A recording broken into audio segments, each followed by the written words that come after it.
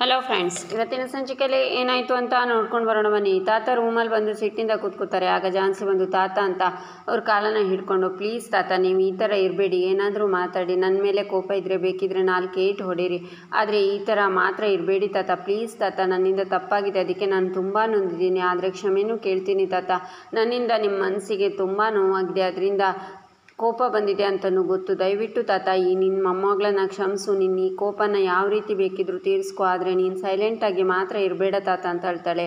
ಆಗ ತಾತ ಅಲ್ಲಿಂದ ಎದ್ದು ಈಚೆ ಬಂದು, ನನಗೆ ಮೋಸ ಮಾಡೋದಕ್ಕೆ ನಿನಗೆ ಹೇಗೆ ಮನಸ್ಸು ಬಂತು, ನನ್ನ ಮುಗ್ಧ ಮನಸ್ಸಿನ ಮೇಲೆ ಎಂಥ ದೊಡ್ಡ ಆಘಾತ ಮಾಡಿ ನನಗೆ ಸೈಲೆನ್ಸ್ ಕೊಟ್ಟಿಯಲ್ಲ, ಆ ಸೈಲೆನ್ಸ್ನ ನಾನು ಹೇಗೆ ತಡ್ಕೊಂಡಿರ್ಬೋದು, ನನಗೆ ಮೋಸ ಮಾಡೋದಕ್ಕೆ ನಿನಗೆ ಮನಸ್ಸಾದರೂ ಹೇಗೆ ಬಂತು, ನನ್ನ ನಂಬಿಕೆಯ ಭಾವನೆಗೆ, ನನ್ನ ಮುಗ್ಧ ಮನಸ್ಸಿನ ಭಾವನೆ ಜೊತೆ ನಿನಗೆ ಆಟ ಆಡೋದಕ್ಕೆ ನಿನ್ನ ಮನಸ್ಸಾಕ್ಷಿ ಹೇಗೆ ಒಪ್ತು, ನಿನ್ನ ಮದುವೆನ ನಾನು ಎಷ್ಟು ಸಂಭ್ರಮಿಸಿದೆ, ಅದು ಕಾಂಟ್ರಾಕ್ಟ್ ಮದುವೆನ, ನೀನು ಸಿಂಪಲ್ ಅಂದಿದ್ದಕ್ಕೆ ಶಾಸ್ತ್ರೋಕ್ತವಾಗಿ ನಡೆದ ಮದುವೆ, ಅದು ನಾಟಕ ಅಂತ ಗೊತ್ತಾದರೆ ನನ್ನ ಮನಸ್ಸಿಗೆ ಹೇಗಾಗ್ಬೋದು ಅಂತ ಒಂದು ಕ್ಷಣ ಯೋಚನೆ ಮಾಡಿಲ್ಲ ನೀನು, ನಮ್ಮವರಿಂದಲೇ ಬೆನ್ನಿಗೆ ಚೂರಿ ಹಾಕೋದು ಅನ್ನೋ ಮಾತನ್ನು ನೀನು ಸತ್ಯ ಮಾಡಿದ್ಯಲ್ಲ, ನೀನು ಮಾಡಿದ್ದನ್ನು ನೆನೆಸ್ಕೊಂಡ್ರೆ ನಿನ್ನ ಮೇಲಿಟ್ಟಿದ್ದು ನನ್ನ ಪ್ರೀತಿ ವ್ಯಾಮೋಹ ಅದು ಮೂರ್ಖತನ ಅಂತ ನನಗನಿಸ್ತಿದೆ ಅಂತಾರೆ ತಾತ ಅದು ಅಂತ ಜಾನ್ಸಿ ಹೇಳುವಾಗ, ನಿನ್ನ ಜೊತೆ ಮಾತಾಡೋದಕ್ಕೆ ನನ್ನ ಮನಸ್ಸು ಒಪ್ತಿಲ್ಲ ಅಂತ ತಾತ ಅಲ್ಲಿಂದ ಹೋಗ್ತಾರೆ. ತಾತ ನನ್ನ ಮಾತು ಕೇಳಿ ಅಂತ ಜಾನ್ಸಿ ಅಲ್ಲೇ ಕುಸಿದು ಕೂತ್ಕೋತಾಳೆ. ಈಚೆ ಅಜ್ಜಿ, ಎಲ್ಲರೂ ಯಾಕೆ ಹೀಗಿದ್ದೀರಾ, ಇಷ್ಟು ದಿನ ಅವಳು ಮನೇಲಿದ್ದು ನಿಮ್ಮೆಲ್ಲರಿಗೂ ನೆಮ್ಮದಿ ಸಂತೋಷ ಇರಲಿಲ್ಲ, ಈಗಲಾದರೂ ಅವಳು ಮನೆ ಬಿಟ್ಟು ಹೋದ್ಲಲ್ಲ, ಇನ್ನಾದರೂ ಸಂತೋಷದಿಂದ ಯಾಕಿರಬಾರ್ದು ಅಂತಾರೆ. ಹೌದಲ್ವಾ, ಆ ಖುಷಿ ಮತ್ತೆ ವಾಪಸ್ ಬರಬೇಕು ಅಂದರೆ ಏನು ಮಾಡಬೇಕು ಗೊತ್ತಾ ಅಂತಾನೆ ಗಣಪ, ಏನು ಮಾಡಬೇಕು ಹೇಳ್ರಿ ಅಂತ ಅರೆ ಲಲಿತಾ, ಹೋಗಿರೋ ಸೊಸೆನ ವಾಪಸ್ ಕರ್ಕೊಂಡು ಬರಬೇಕು ಅಂತಾರೆ ಗಣಪ. ದೊಡ್ಡಪ್ಪ ಏನು ಹೇಳ್ತಿದ್ದೀರಾ, ಕಷ್ಟಪಟ್ಟು ತೊಲಗಿಸಿರೋ ಪೀಡೆನ ಮತ್ತೆ ಕರ್ಕೊಂಡು ಬರಬೇಕಾ ಅಂತಾಳೆ ಪಲ್ಲವಿ. ನಾನು ಹೇಳಿದ್ದು ಜಾನ್ಸಿ ವಿಷಯ ಅಲ್ಲ, ನಮ್ಮ ಅನಿತಾ ವಿಷಯ, ಅನಿತಾನ ಅವತ್ತು ಕರ್ಕೊಂಡು ಬರೋಕ್ಕೆ ಆಗಲಿಲ್ಲ, ಆದಷ್ಟು ಬೇಗ ಒಳ್ಳೆ ಮುಹೂರ್ತ ನೋಡಿ ಅನಿತರಾಗು ಮದುವೆ ಮಾಡಿಸಿ ಮನೆ ತುಂಬಿಸ್ಕೋಬೇಕು ಅಂತ ಹೇಳಿದೆ ಅಂತಾರೆ ಗಣಪ. ಹೌದೌದು, ಆದಷ್ಟು ಬೇಗ ಪುರೋಹಿತರಿಗೆ ಹೇಳಿ ಮದುವೆ ಕಾರ್ಯ ಮಾಡಿ ಅನಿತನ ಮನೆಗೆ ಕರ್ಕೊಂಡು ಬರಬೇಕು ಅಂತಾರೆ ತಾತ. ಅದಕ್ಕೆ ಮೊದಲು ಮುಖ್ಯವಾದ ಕೆಲಸ ಇದೆ ಅಂತಾಳೆ ಪಲ್ಲವಿ. ಏನಮ್ಮ ಅದು ಅಂತಾರೆ ಗಣಪ. ಅಣ್ಣ ಮತ್ತು ಜಾನ್ಸಿ ಸಂಬಂಧಕ್ಕೆ ಡಿವೋರ್ಸ್ ಕೊಡಿಸಿ ಎಳ್ನೀರು ಬಿಡಬೇಕು ಅಂತಾಳೆ ಪಲ್ಲವಿ. ಅವಳು ಡಿವೋರ್ಸ್ ಕೊಡ್ತಾಳಾ ಅಂತಾರೆ ಗಣಪ. ಅವಳು ಡಿವೋರ್ಸ್ ಕೊಡ್ತಾಳೆ ಅನ್ನೋ ಯಾವ ಭರವಸೆನೂ ನನಗಿಲ್ಲ, ಹಾಗಂತ ಸುಮ್ಮನೆ ಇರೋದಕ್ಕೆ ಆಗಲ್ಲ, ನಾವೇ ಅಣ್ಣನ ಕಡೆಯಿಂದ ಡಿವೋರ್ಸ್ ಕೊಡಿಸ್ಬೇಕು ಅಂತಾಳೆ ಪಲ್ಲವಿ. ಈಚೆ ರಾಘು, ನಮ್ಮನೆಗೆ ಜಾನ್ಸಿ ಮೇಡಮ್ ಒಳ್ಳೇದು ಮಾಡಿದ್ದೇ ಹೆಚ್ಚು, ಆದರೆ ನಮ್ಮಿಂದ ಅವರಿಗೆ ನೋವು ಸಿಕ್ಕಿರೋದೇ ಜಾಸ್ತಿ, ಒಳ್ಳೆಯವ್ರ ಜೊತೆ ದೇವ್ರು ಇರ್ತಾನೆ ಅಂತಾರೆ, ಆದರೆ ಅವ್ರು ಒಳ್ಳೆತನ, ಅವ್ರು ಮಾಡಿದ ಒಳ್ಳೆ ಕೆಲಸ ಅವರನ್ನು ಇವತ್ತು ಯಾಕೆ ಕಾಪಾಡಲಿಲ್ಲ, ಅವ್ರ ಒಳ್ಳೆ ಮನಸ್ಸನ್ನು ಯಾರು ಯಾಕೆ ಅರ್ಥ ಮಾಡ್ಕೊಳ್ಳಿಲ್ಲ, ಯಾರು ಏನಾದರೂ ಅಂದ್ಕೊಳ್ಳಿ, ನಾನು ಜಾನ್ಸಿ ಮೇಡಮ್ಗೆ ಫೋನ್ ಮಾಡೇ ಮಾಡ್ತೀನಿ ಅಂತ ರಾಘು ಜಾನ್ಸಿಗೆ ಕಾಲ್ ಮಾಡ್ತಾನೆ.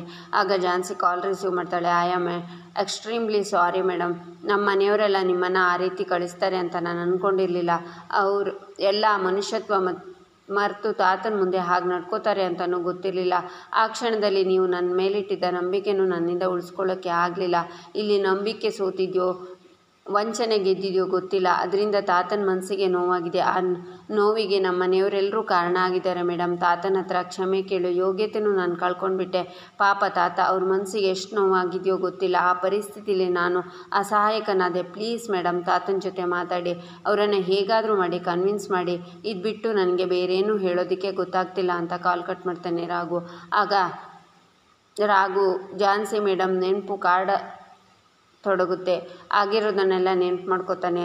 ಈಚೆ ಜಾನ್ಸಿ ರೂಮಲ್ಲಿ ಅಳ್ತಾ ಕೂತಿರ್ತಾಳೆ, ತಾತ ಸೋಫಾದಲ್ಲಿ ಕೂತಿರ್ತಾರೆ. ಆಗ ರಾಯ್ ಬಂದು, ಯಜಮಾನ್ರೆ, ನೀವು ಒಂದು ಒಳ್ಳೆಯ ಉದ್ದೇಶ ಇಟ್ಕೊಂಡು ವಿಲ್ ಮಾಡಿದ್ರಿ, ಆದರೆ ಜಾನ್ಸಿ ಮೇಡಮ್ ಆಸ್ತಿ ಅಧಿಕಾರ ಪಡ್ಕೋಬೇಕು ಅನ್ನೋ ದುರುದ್ದೇಶ ಇಟ್ಕೊಂಡು 30 ದಿನಕ್ಕೋಸ್ಕರ ನಾಟಕದ ಮದುವೆ ಆಗಿದ್ದು ತಪ್ಪೆ, ಅವರು ಅವತ್ತು ಆಸ್ತಿಗೋಸ್ಕರ ಅಧಿಕಾರಕ್ಕೋಸ್ಕರ ನಿಮಗೆ ಮೋಸ ಮಾಡಿದ್ದು ಅಪರಾಧನೇ, ಆದರೆ ನಿಮ್ಮ ಆಸೆ ಪ್ರಕಾರ ಮದುವೆ ಆಗಿದೆ, ಯಾವ ರೀತಿ ಅಳಿಯಬೇಕು, ಜಾನ್ಸಿ ಮೇಡಮ್ ಯಾವ ರೀತಿ ಬದಲಾಗಬೇಕು ಅಂತ ಕನಸು ಕಂಡಿದ್ರು, ಈಗ ಅದು ಆಯಿತು, ಇಷ್ಟೆಲ್ಲ ಆಗಿದ್ದು ನೀವು ವಿಲ್ ಮಾಡಿದ್ರಿಂದ, ಗಂಡು ಜಾತಿನೇ ಬಂಡು ಜಾತಿ ಅಂದ್ಕೊಂಡಿದ್ದು ಜಾನ್ಸಿ ಮೇಡಮ್, ನೀವು ವಿಲ್ ಮಾಡಿದ್ದು ಕೂಡ ಬುದ್ಧಿ ಕೊಲಿಸೋಕೆ ಅಂತ ಅಂದ್ಕೊಂಡಿದ್ರು, ಆ ಕಾರಣಕ್ಕೆ ಕಾಂಟ್ರಾಕ್ಟ್ ಮದುವೆ ಪ್ಲ್ಯಾನ್ ಮಾಡಿದರು, ಅವರು ಅಂದ್ಕೊಂಡ ಹಾಗೆ ಮದುವೆನೂ ಆಯಿತು, 30 ದಿನವೂ ಕಳೀತು, ಅವರ ಆಸೆ ಪಟ್ಟಂಗೆ ಆಸ್ತಿ ಅಧಿಕಾರನೂ ಸಿಕ್ತು, ಆದರೂ ಅವರು ಅಲ್ಲಿಗೆ ಯಾಕೆ ಹೋದರು, ತಾಳಿ ಬೆಲೆ ಗೊತ್ತಾಗಿದ್ದಕ್ಕೆ, ಗಂಡನ ಪ್ರೀತಿ ಅರ್ಥ ಆಗಿದ್ದಕ್ಕೆ, ಕೈಯಲ್ಲಿದ್ದ ಆಸ್ತಿ ಶಾಶ್ವತ ಅಲ್ಲ ಅನ್ನೋದು ಅವರಿಗೆ ಅರ್ಥ ಆಯಿತು, ಹೆಣ್ಣಿಗೆ ಗಂಡು ಗಂಡಿಗೆ ಹೆಣ್ಣು ಅನ್ನೋದು ಅವರಿಗೆ ಮನವರಿಕೆ ಆಯಿತು,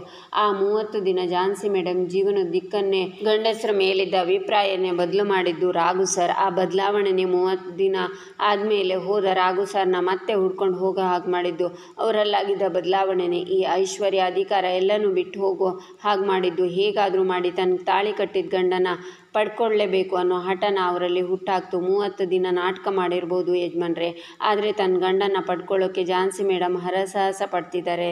ರಾಯಲ್ ಲೈಫಲ್ಲಿ ಬದುಕಿದ ನಿಮ್ಮ ಮಗಳು ಬಡತನ ಆದರೂ ಪರವಾಗಿಲ್ಲ, ನನ್ನ ಗಂಡನ ಜೊತೆನೇ ಬದುಕಬೇಕು ಅಂತ ನಿರ್ಧಾರ ಮಾಡಿದ್ದಾರೆ. ಇವತ್ತು ನಾವು ಅಲ್ಲಿಗೆ ಹೋದಾಗ ಝಾನ್ಸಿ ಮೇಡಮ್ ನೀರು ಎತ್ಕೊಂಡು ಹೋಗ್ತಾ ಇದ್ರಲ್ಲ, ಅದು ನಾಟಕ ಅಲ್ಲ, ಅದೇ ನಿಮ್ಮ ಮೊಮ್ಮಗಳು. ಈ ಮನೇಲಿದ್ದಾಗ 1 ಗ್ಲಾಸ್ ನೀರು ಬೇಕಿದ್ರೂ ಕೈ ಎತ್ತಿ ಕೊಡಬೇಕಾಗಿತ್ತು. ಇವತ್ತು ಅವರೇ ಎಲ್ರಿಗೂ ನೀರು ತಗೊಂಡು ಹೋಗ್ತಿದ್ದಾರೆ. ಅವತ್ತಿನ ಝಾನ್ಸಿ ಮೇಡಮ್ಗೂ ಇವತ್ತಿನ ಝಾನ್ಸಿ ಮೇಡಮ್ಗೂ ಎಷ್ಟು ವ್ಯತ್ಯಾಸ ಇದೆ ನೀವೇ ಯೋಚನೆ ಮಾಡಿ ಯಜಮಾನ್ರೆ. ಹೇಗಾದರೂ ಮಾಡಿ ನನ್ನ ಗಂಡನ ಉಳಿಸ್ಕೋಬೇಕು ಅಂತ ಹೋರಾಡ್ತಾ ಇರೋ ಝಾನ್ಸಿ ಮೇಡಮ್ ಒಂದು ಕಡೆ, ಆದರೆ ಹೇಗಾದರೂ ಮಾಡಿ ಅವರನ್ನು ಓಡಿಸಬೇಕು ಅಂತ ನಿರ್ಧಾರ ಮಾಡಿರೋರು ಒಂದು ಕಡೆ.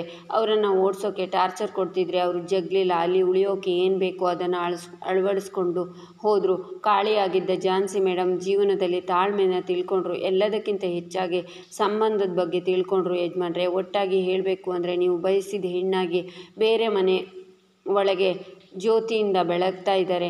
ಇದೆಲ್ಲ ಆಗಿದ್ದು ಅವರು ಅವತ್ತು ಆಸ್ತಿಗೋಸ್ಕರ ತಗೊಂಡ ತಪ್ಪು ನಿರ್ಧಾರದಿಂದ. ಅವತ್ತು ನಾಟಕ ಮಾಡಿರ್ಬೋದು, ಇವತ್ತು ಆ ಬದುಕ್ತಾ ಇರೋ ಜೀವನ ನಿಜವಾಗಿದೆ.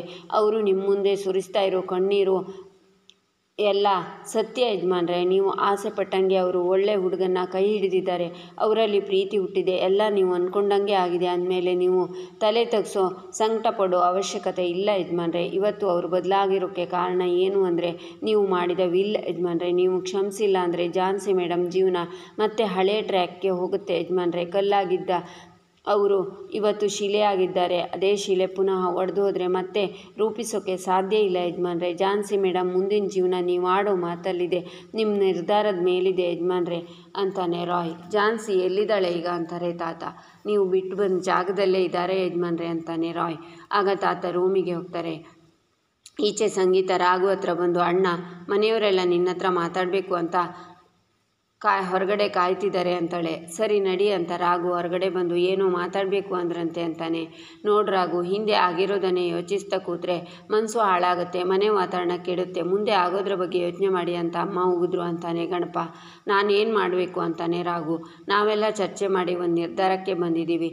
ಈ ಕಹಿ ವಾತಾವರಣ ತಿಳಿಯಾಗಿ ಮನಸ್ಸುಗಳು ಸರಿ ಹೋಗಬೇಕು ಅಂದರೆ ನಿನ್ನ ಅನಿತಾ ಮದುವೆ ಆಗಬೇಕು ಅನ್ನೋದೇ ನಮ್ಮ ತೀರ್ಮಾನ. ಮದುವೆ ಕಾರ್ಯಕ್ರಮ ಶುರು ಮಾಡ್ಕೊಳ್ಳೋಣ ಅಂದರೆ ಅದಕ್ಕೆ ಬೇರೆ ಅಡ್ಡಿ ಇದೆಯಲ್ಲ, ಅದನ್ನು ಕ್ಲಿಯರ್ ಮಾಡಿಕೊಂಡ್ರೆ ನಿನ್ನ ಮದುವೆಗೆ ಅಡ್ಡಿ ಏನೂ ಇಲ್ಲ ಅಂತಾರೆ ಗಣಪ.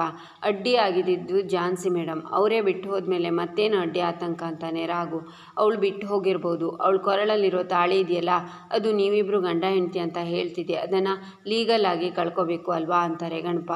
ಈಗ ನಾನೇನು ಮಾಡಬೇಕು ಅಂತಾನೆ ರಾಘು. ಅಣ್ಣ ವಿಷಯ ಇಷ್ಟೇ, ನೀನು ಆ ಝಾನ್ಸಿ ಮೇಡಮ್ಗೆ ಡಿವೋರ್ಸ್ ಕೊಡಬೇಕು ಅಂತಾಳೆ ಪಲ್ಲವಿ.